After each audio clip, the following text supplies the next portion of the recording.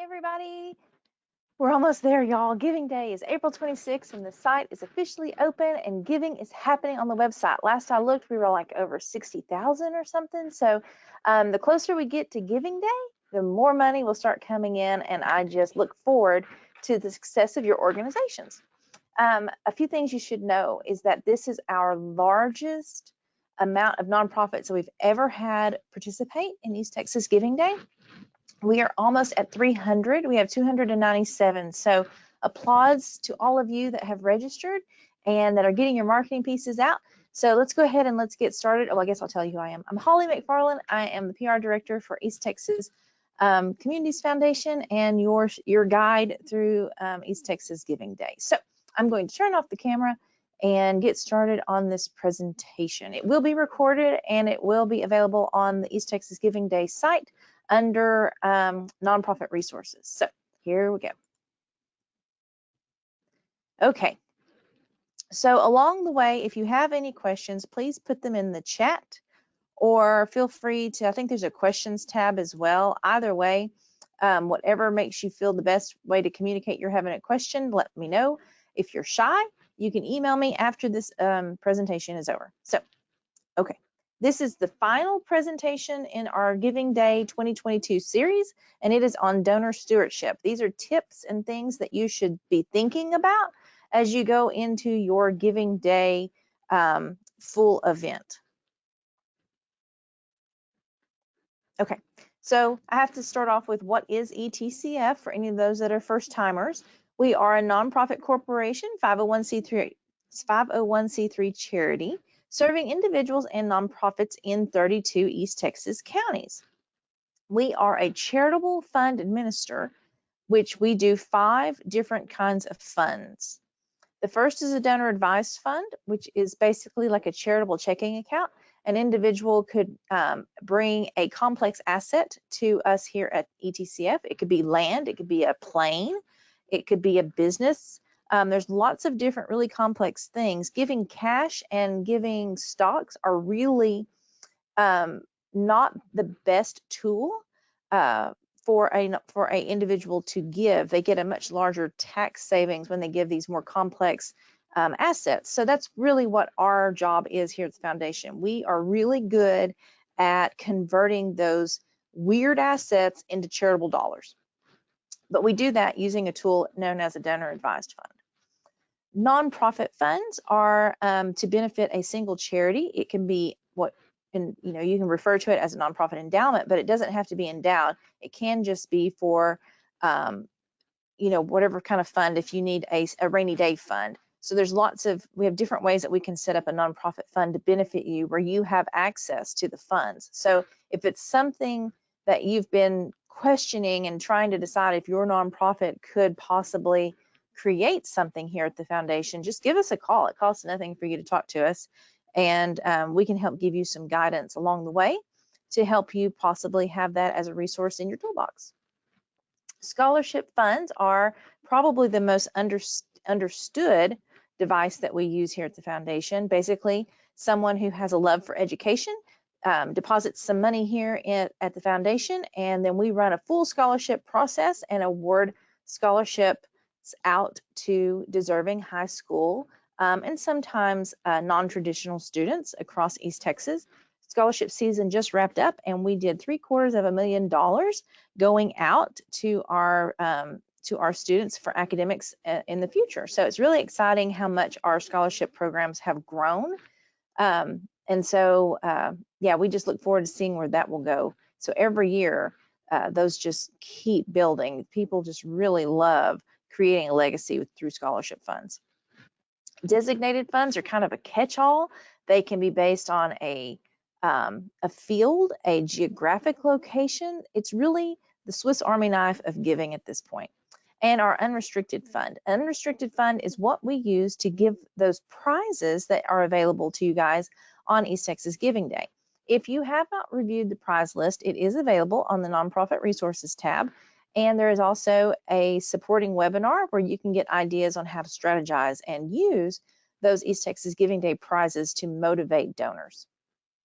Okay, we have some key dates that I need you all to have like really remembered, okay? So giving is open on the website. It's really exciting. You can go and watch the leaderboards. The leaderboards are live now. You know exactly, and the public will know exactly how much money has been gifted to your organization up until this point. Profiles will lock on April 21st. You will not be able to go in and edit data after April 21st, which I believe is next week. So please go in and look at your profiles and see and make sure you have everything up to date. There are quite a few of you nonprofits that have indicated that you have a potential match, but you haven't put the dollar amount in the system yet. So please take the time to go back and put those dollar amounts in so that they will represent correctly on the front side of the website.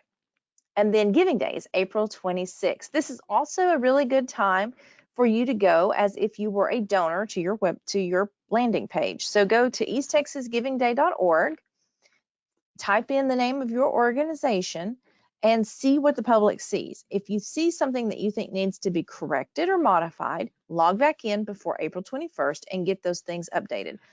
You should be checking to make sure your phone number is correct, that your address is not misspelled, that nothing in your mission statement is wrong, that the photos are reflected correctly, and that they really reflect what you want the image of your organization to be. So go back, take the time, and that way you can have a much more successful Giving Day experience if everything is humming along the way you anticipate it. Let's see, give me just a second. Okay. So I want to refresh your minds about who a donor could be on East Texas Giving Day.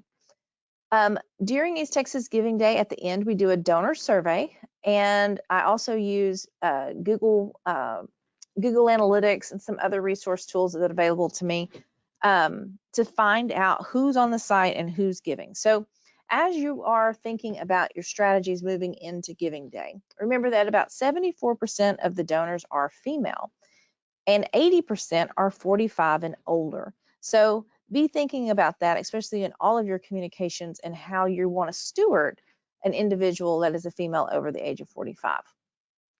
37% of them learned about Giving Day on Facebook using their smartphone. So the majority, or we're getting well over half of our visitors to the site are coming through on a cell phone. And your communications are helping to drive them to the site. Keep it up. Donors come to the website and give to multiple organizations. 45%, nearly half, gave to 2 or more charities in a single transaction, while 25 was the most organizations supported in a single transaction. So when you're stewarding these individuals, you are sending out these email appeals or letter appeals asking them to come to the website and make a donation to your organization. The other 296 organizations are also doing that. That collective marketing that all of you are doing, maybe not to the same individual, is getting people to the site where they are shopping. They are going around and looking and seeing who is participating, and possibly because your organization is appealing to them for various and sundry reasons, they will have the potential to give to you. This is how you can attract new donors as well. 42% supported an organization they had never supported before, is what our donors told us through the donor survey at the end of East Texas Giving Day. So again, all the marketing appeals that are going out are attracting individuals that are charitably minded. Once they get to the site, they are shopping. This is the Amazonification of giving. They are going on and they are looking to see who is out there. And keep in mind that we are a fluid society, so individuals may be in Tyler but grew up in Longview or grew up in Lufkin. Well, they may still have a little kinship to those organizations, and East Texas Giving Day is an opportune time for them to reinvest in that mission of that organization. 75% of East Texas Giving said that East Texas Giving Day inspired a gift that they wouldn't have given otherwise. So sometimes people ask, is East Texas Giving Day just recycling a donation I would have gotten, at another time? Not according to the donors. The donors told us that this event inspired them to give. And so again, it's just this particular donor left a message saying that it was such a convenient platform, lots of charities to choose from with descriptions of purpose, and it was helpful to him to give on East Texas Giving Day. So again, these are all donor stewardship items that I want you to keep in mind as the process of the event goes. You need to start thinking, like, what does that donor want from me? What got them here? And I'll give you some tips and strategies as we go through this presentation. Okay, so you can't have bad communication if you never communicate, right? Right. So you got to get out there and you got to tell people about what you're doing and what your purpose for Giving Day is. I also know that the biggest part of communication is comprehension. So you got to make sure that you tell the individual 2, 3, 4 times possibly, because we are all inundated with information, and I have to tell you that my comprehension level is, maybe at 20% at this point. But anyway, we're all doing our best. Okay, so in your donor stewardship, how are you going to get the word out? This is an example of an email that I received already for this East Texas Giving Day campaign. It's short and sweet and to the point, and I wanted to highlight it because I really thought it was very well done for a number of reasons. It is clearly communicated what this organization is doing. And for those that don't know, it is the Tyler Museum of Art.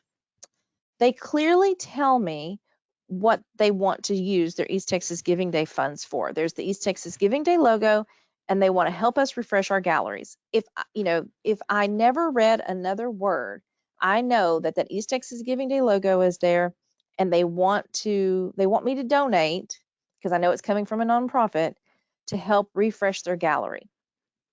They clearly tell me the date of the event, so April 26th, but you don't have to wait. Tells me that I can make a contribution now. And they also tell me why I need to support them. They tell me that early giving is open. They have a goal of $20,000 to refresh their galleries. They explain a little bit about the rejuvenation of what they want, and that they will be painting the galleries and modernizing, adding lighting. Okay, so if you like art at all, you know that these are valuable assets that this organization needs, and probably very costly. So they also have a donate button that helps redirect them back to the East Texas Giving Day site, to their landing page, where I can click the donate button and follow through with that gift. Now, this does not have the donate button on this particular screenshot. It is just below the blue box. I cut it off so that I could get the words bigger on the screen, but you'll get the point. So again, that is all that this email said. And it's very simple, direct. I know what they're fundraising for, what their purpose is, and it's just really well done. And I wanted to highlight that for how to help get the word out about what you're doing. Another organization that sent me an email. A lot of these are emails which don't cost generally anything for your organization. It's not like you have to print something and put postage on it. I liked this email because building up to the day, they are asking me to do a variety of things, not just commit financially. They want me to share on Facebook. They would like for me to create a celebration page where I can use my efforts to fundraise on their behalf, or I could simply make a donation of any size. So there's the donate button at the bottom in green, and it does direct me to their landing page on the Giving Day platform. Again, this email is clean. I believe it stays true to the colors of the organization. It in the top of the part of the email, this East Texas Giving Day information was at the bottom. The top part was a little bit about what the mission, and some really nice photos of the organization. So it's really an explainer, and it helped tell me in an indirect way how I can help be a part of Giving Day and make an impact for this organization. So think about, these are opportunities for you to think about ways that you can communicate the needs of your organization and how your expectations are for people to help you. Okay, so when you get a donation through the site, you'll get this very excited email, and it tells you congratulations, a donation from easttexasgivingday.org, and it will tell you the amount, and if it wasn't anonymous, it would tell you who the donor was. So you got the email, you are aware that you got a donation, but what happens next? Well, you have a donor report. It is the key to this campaign. It's going to contain the donors' names, address, email, phone. One thing that's exciting about this is that people love your organization and they are good at giving you an annual gift. And then they move and they don't tell you that they moved. So sometimes, I mean, I know the post office can forward mail, but sometimes you just miss that window and then you're down a donor, and this donor may really love you. They just forgot to share with you. So the cool thing about East Texas Giving Day is that you're going to get their email and their phone. There are a couple of things in this world that people hate worse than taxes, and that is changing their email or getting a new phone number. So, you know, the information that you're going to get on this donation report is probably going to stay with this individual like their social security number forever. People are going to keep their phone number. People are going to keep their email. I mean, like I still have people that I email on the daily, that still use AOL.com. For those that weren't around using the internet in the early 90s, whenever the internet was coming around, AOL was one of the first providers for emails. And so people are still hanging on to those legacy email addresses.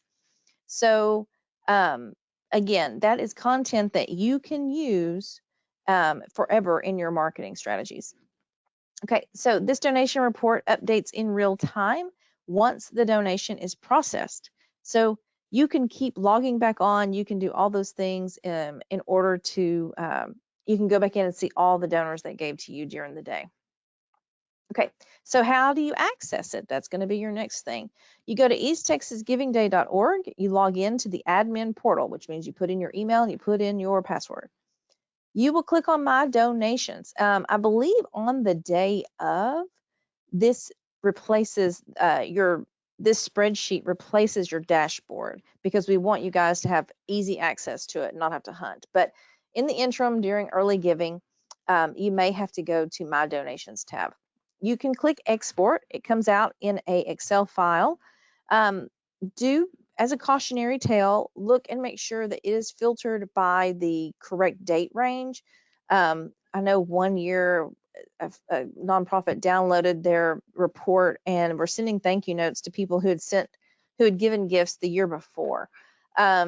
So that doesn't make you look like you're timely if you're sending thank you notes to someone from a year in the past. So just make sure we try to default that so that it's only for this giving season, but it doesn't hurt for you. Just double check us just to make sure that I haven't overlooked something. Okay, so this is what the report is going to look like. It's got, if the donor was anonymous, their first name, last name, if it's in honor of someone, if they chose to cover the fees, their address, billing, emails. It's got some other crucial information, such as if they were a first-time donor to your organization, the exact transaction time. It also has if they are interested in volunteering with your organization. On that column, it says if the donor indicated they wanted to volunteer, you should in the future contact them for opportunities. If they said no, then that means they self-checked no. If they said yes, that means they are interested in opportunities. If they left it blank, it meant because that was not a required field that they just skipped over it. So just because it's blank doesn't mean that you shouldn't do anything. I would encourage you to at least try. You never know what might spark someone's interest, but just know that it is not a required field and they probably just skipped over it if it's left blank. Okay. Let's talk about the receipts from the event. All donations are processed through the Giving Day portal. They will receive an automatic tax receipt that is emailed to the email that they used when they made their donation. So those are gifts that include credit cards, e-checks, donor advised funds at ETCF. When that gift is processed, they get their tax receipt. However, if it was cash or check sent to your office, you have to generate the receipts and do the donor process as you would any other day of the year. No matter what, anyone who gives on East Texas Giving Day should get a thank you note. So even if we do the tax receipting for those credit cards, checks, or donor advised fund gifts that come through ETCF, you should download the donor report, and then you and your team should send out a thank you note for their generosity in participating in the Giving Day event. Okay, also remember that 99% of donors in 2021 said they would participate in East Texas Giving Day again if asked. So what you should do, number one, is go back and get your list of donors from 2021 and send them an email with a link directly to your page again that says, hey, it's East Texas Giving Day. Please support us again with making, a donation through the Giving Day site, and go from there. You should consistently make whatever donations you got last year. You should be getting that again this year if you do that one simple step. Okay. So follow up with donors if they ask for volunteer opportunities. It's a great way for you to build momentum between gifts, and you can send them invitations to unique volunteer opportunities. Also ask how they would like to volunteer. So my suggestion is that if you have a variety of things that they can do, send them a checklist and see where you could plug them in. My thing is, like, the reason that's important to me as a donor is because I would like to contribute my time, but I really don't know where or how my skill set is applicable to what you do. Or if I wanted to bring my children along, I don't know how they could be as a resource to your organization. So if you just need us to unbox canned goods and put on a shelf, well, I have an 11-year-old that can knock that out for you. She is really good at fronting and facing and making things, symmetrically organized. She is an organized child. If you need, things like that, let the volunteers know. Let them select where they feel like they could give of their time. So anyway, just think it through. Last year, we had over 17,000 volunteer hours pledged to nonprofits. We had some overachievers who got like some really ambitious volunteer time donated towards them, including Tyler Civic Theater, the Hispanic Business Alliance, and Literacy Council of Bowie and Miller counties. So I always want to salute these organizations that have such great bases, that love what they do and want to get in there and help out. Okay, so if you didn't, you can go back into your profile before the 21st and add a volunteer tab. So there is the availability on your My Public profile on the left-hand side. There is the availability for you to add a volunteers tab.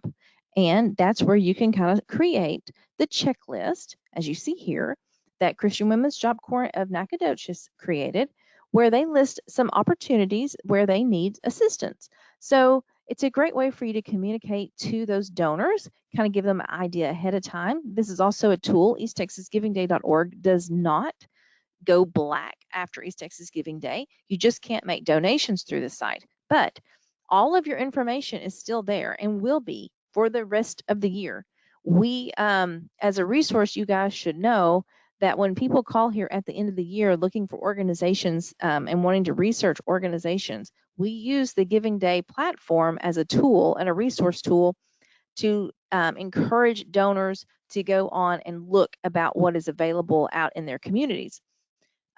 So like if someone wants to give to an organization in Lufkin, this is one of our best resources for us to say, here's a collective group of them. You can click through to their website and you can make your contribution after East Texas Giving Day. So this is a year-round tool. I know that we are not the only organization that uses this.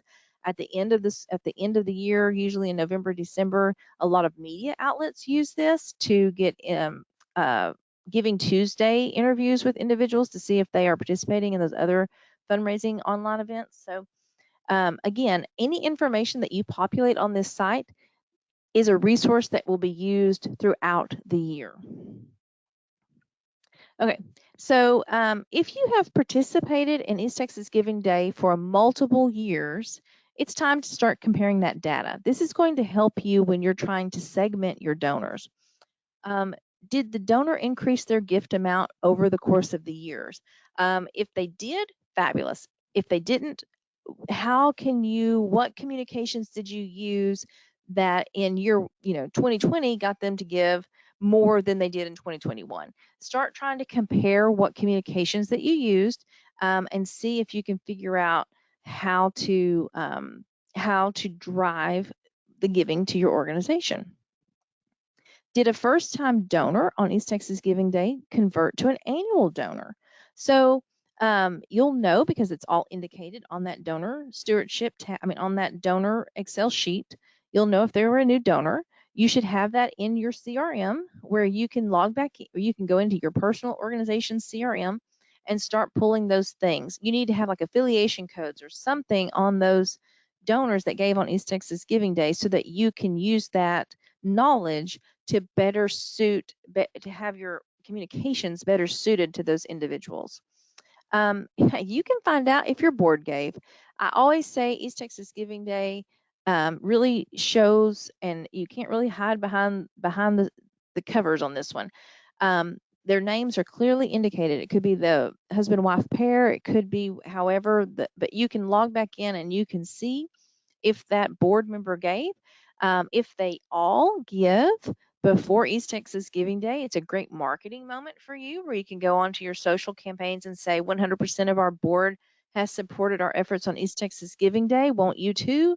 It's also an opportunity for you to ask that board member. It doesn't have to be their big year gift, but a $10 gift so that you can have that marketing capital is really beneficial to your organization. Did your volunteers give? Have you set up an incentive for volunteers or key staff to support your efforts on Giving Day?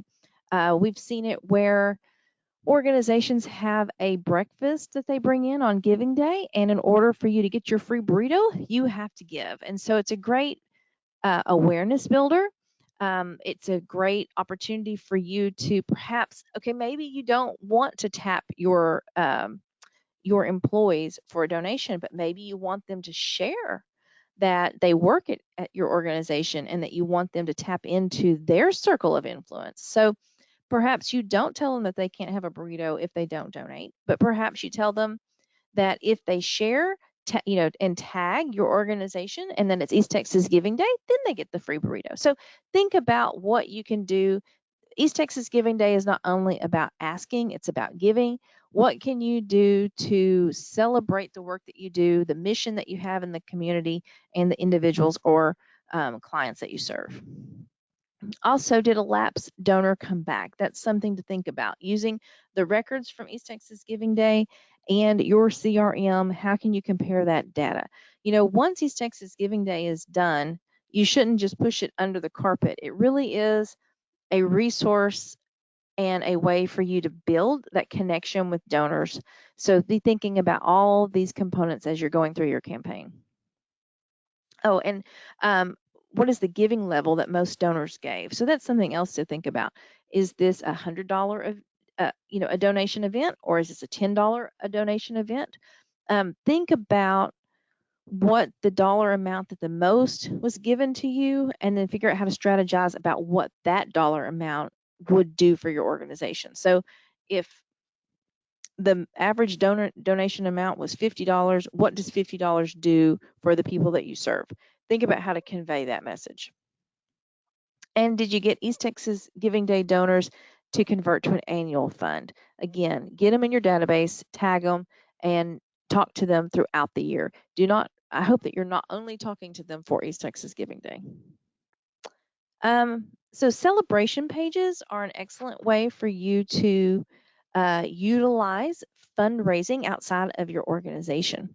So the cool thing about celebration pages is it's somebody out in the community, whether it's a board member or an employee, whatever, and then they become part of your development team and they help share your message. It's really an exciting platform, and last year really shocked me about how much energy it brings to the event. So throughout this event who creates those celebration pages. You'll get an email instantly. So figure out who those individuals are and what is their story. That's the other thing. People who create a celebration page have to tell their personal story about why they are connected to your organization. Utilize that information because that's gold. It tells you what they need from you for you to steward them. And who are the friends that gave to this campaign? Are they new donors? How can you communicate to them in order for them to keep being long term? What do you need to do? Think about what you need to do to communicate to this individual that can make them fall in love with your organization as well. And perhaps you plan to recognize these givers. If they went above and beyond to fundraise on your behalf, perhaps you invite them over for a open house, or you have a little reception where you have some lemonade and cookies and you take them on a tour.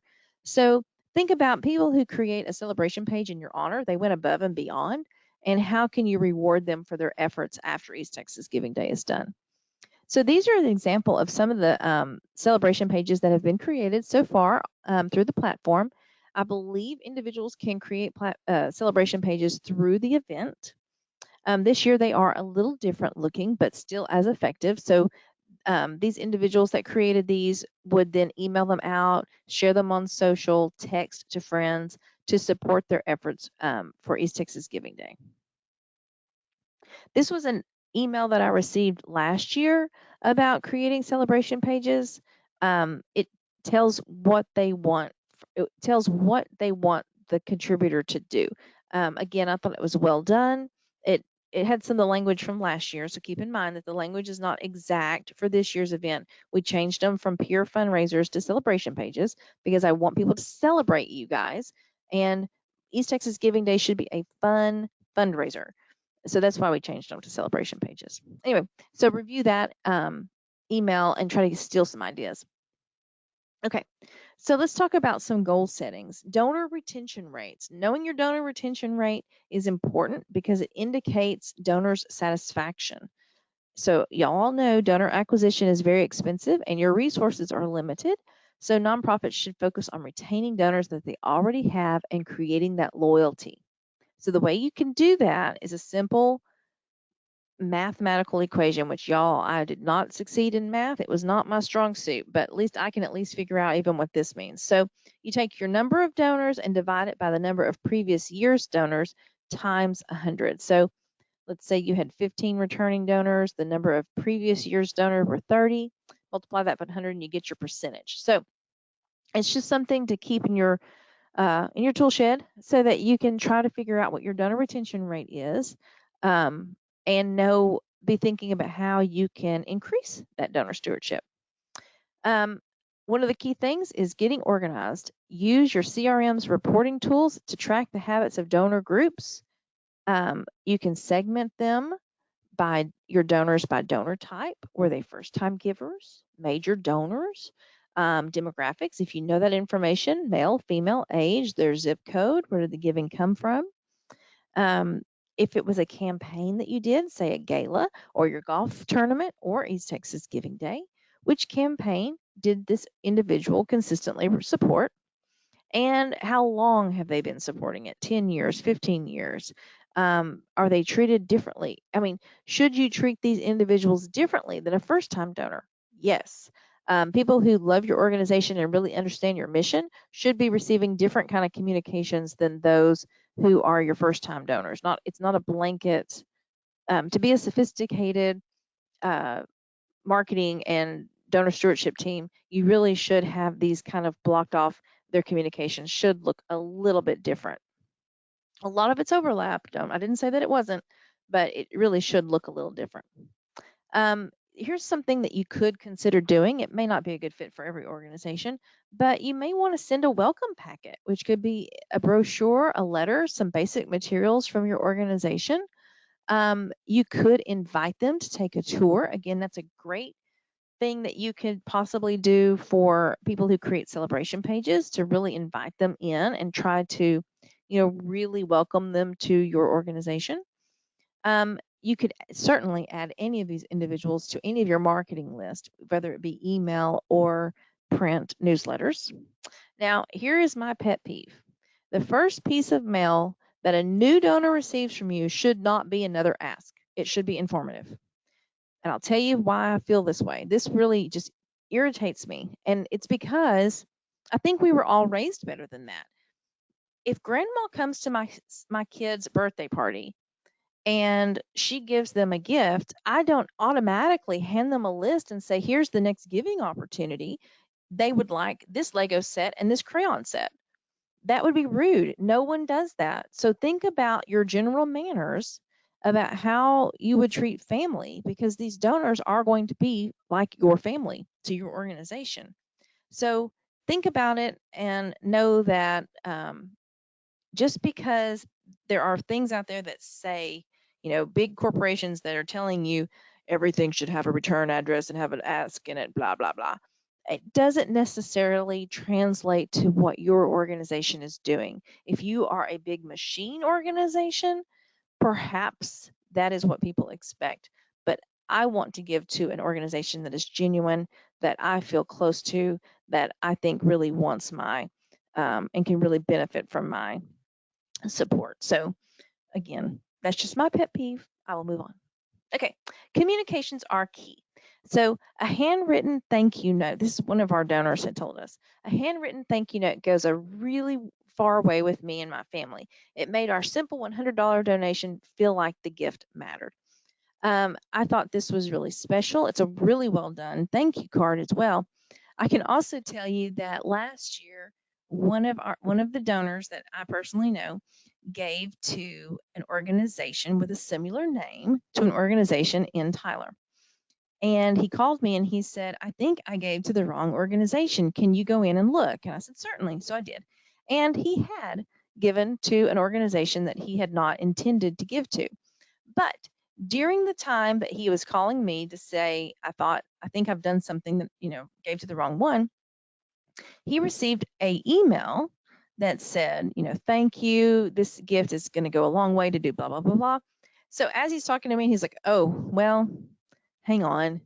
Let him just keep it. I'll give another donation to who I was really going to give to. He said, this thank you note is just, I would hate to renege on the gift because they are so gracious in receiving, this donation. So just know that your words are impactful and that donors are paying attention, and it can help your organization. Now, again, I don't know if he's given to that organization again, but for that moment, it did. Their thank you note was so powerful that it kept him where he wanted to leave the donation with them.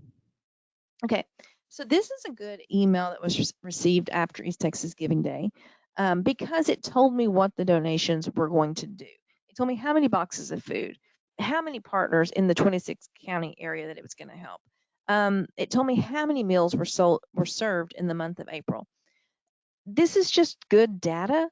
You have to be thinking ahead in order to put something like this together, but anyone can do it. East Texas Food Bank, has a large staff, but even the small organizations can pull something like this off, if you're planning ahead and staying organized. Okay, so I used this example. I used it last year, but it still holds true. This is a couple of case studies of letters that I have received personally. So this one was good because it tells about my donation. It was a $30 gift to the Humane Society in honor of my father-in-law, Bill McFarland, on East Texas Giving Day. It invited me to come to their campus and take a tour and see what they're doing out there, which is really, really exciting. It also gave me the executive director, Gail Helms. It gave me her personal email address so that I could contact her directly if I had any questions. So overall, this email is really well done. It tells me that what Pets for People's mission is. It tells me what they're doing and invites me to come out and see things for myself. KERA is another organization that I have supported in the past, and this is an example of what not to do. The event date was on September 20th, but the letter was sent 2 months later on December 6th. Now, this is a big organization with lots of people, and it took them 2 months to create a thank you letter. That's probably not very timely. If you can, you certainly should do better than that. But like I said, this is not a one-man shop. They are a big group. It also distributed the wrong information. It said that I would receive tax information from CFT in January, which is not the case. Their system is the same as ours, and on Giving Day, I received that tax letter immediately after my transaction completed on the system. So no, I wasn't going to get anything in January. And it also said, let me go back up here. It also said that my donation was going to be 100% deductible donation when it's processed. Well, they don't know anything about my taxable situation. And currently the tax laws, if you have to give more, as a married couple, you have to give more than 24,000 in order for your deductions to go to be counted as 100% deductible. So they don't know if my donation was going to be 100% deductible because they don't know my taxable situation. So again, it's a little presumptuous to put that in there. I would just leave that out personally. And it also tells me that I can contact them during their business hours, which on the surface seems so genuine and honest and like they really want me to contact them. However, they do not provide me with their business hours. Now, I can assume that it's an 8 to 5 business day, but there's plenty of plenty of space there for them to insert that information, and they didn't. So to me, this whole letter just fell short. But in 2020, when I gave to them, they sent this. So the date of the event was Thursday, September 17th, and it told me there is still time to make a donation. It had the donation button in red, so it pulls your eye to it. And then the next day, September 18th, I got an email, which I thought this one was just real timely, and it was done through email, which is fine. It didn't have to be a physical letter that came to my mailbox. It told me exactly what their contributions totaled. Oops. It told me how many that they received, and that it would be going to help programs on KERA like Art and Seek, and that to help public broadcasting. So again, this email was a much better example. It doesn't have a lot of meat and potatoes to it, but it was more timely. Okay, so that brings us to donor results. I enjoyed seeing how much money that they raised. I thought that was a great touch that KERA put in their thank you letter. So tell the donors what you did with the money. This is after East Texas Giving Day. You may send them another touch point, another card, something, put it in a newsletter, let them know what the money did. Give the complete results of the day, the number of gifts, how it will help your mission. It will buy X amount of meals. Remember, communication is the key to successful stewardship campaign. And here's some more examples over the course of the past few years that we've received that I still think really are outstanding. So Northeast Texas Community College sent the letter on the right that says make history, give local. It told us when the date was and that kind of stuff.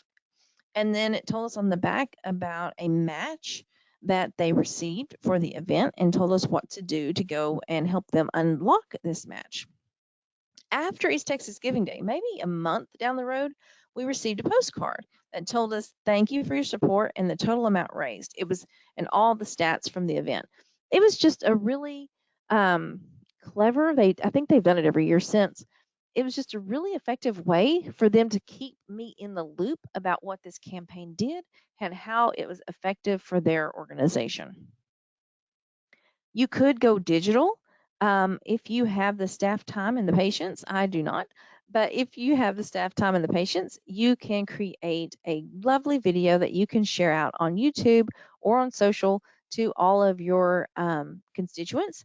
And some of these resource tools are free. You can use Video Shop, iMovie, and Splice. Now, I will not be able to help you with any of those personally, but those are things that your team can go out and explore. There are also a number of video professionals in Tyler and surrounding communities that you could use as a resource tool.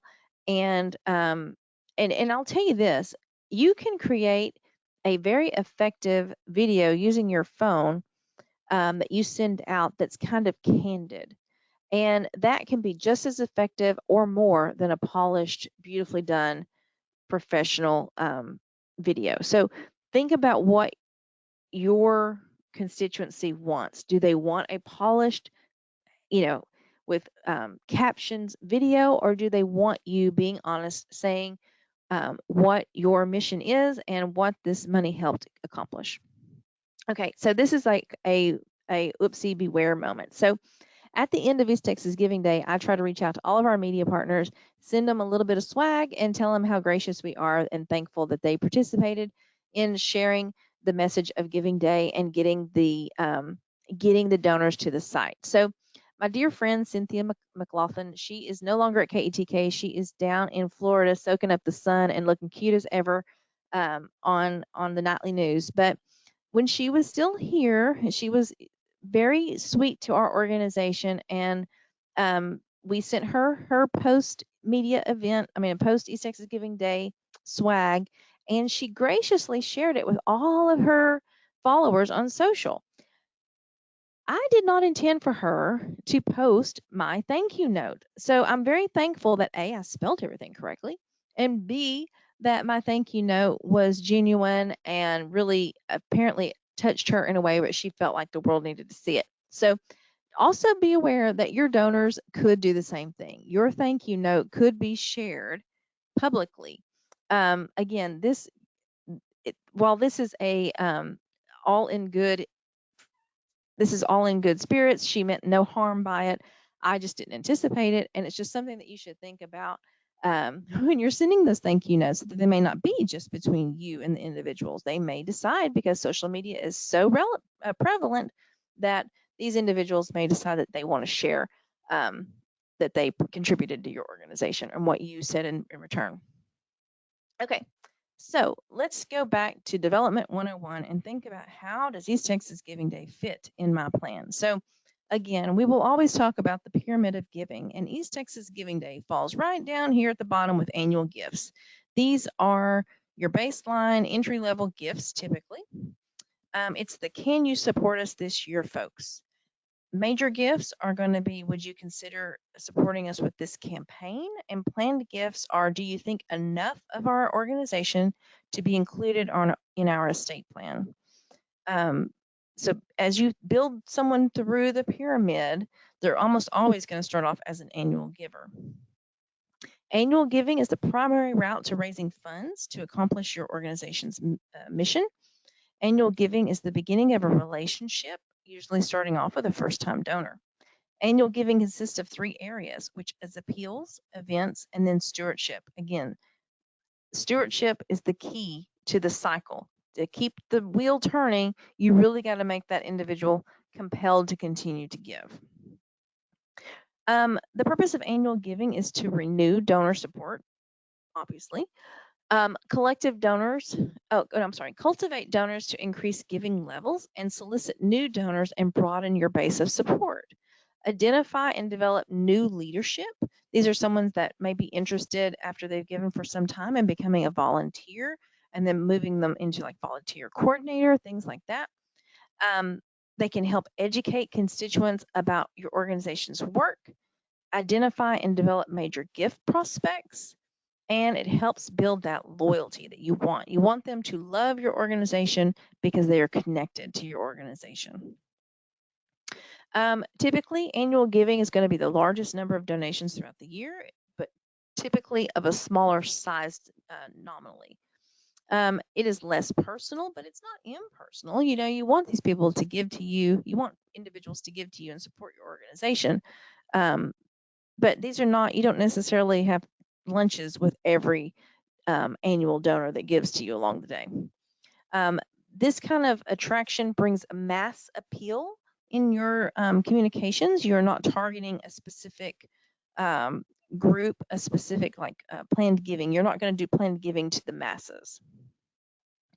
You're going to use like direct marketing, telemarketing, events, and of course, East Texas Giving Day. So as we wrap this up, I want you guys to put in the back of your brain, East Texas Giving Day 2023 will happen on April 25th. You may even want to include that in your thank you note whenever you send something out, for them to save the date for April 25th so that they can celebrate giving in the community with your organization again in the future. So if you have questions, you can feel free to email me. I'm going to see if I can check out if we have any questions that have popped up over here on the chats or in the question box.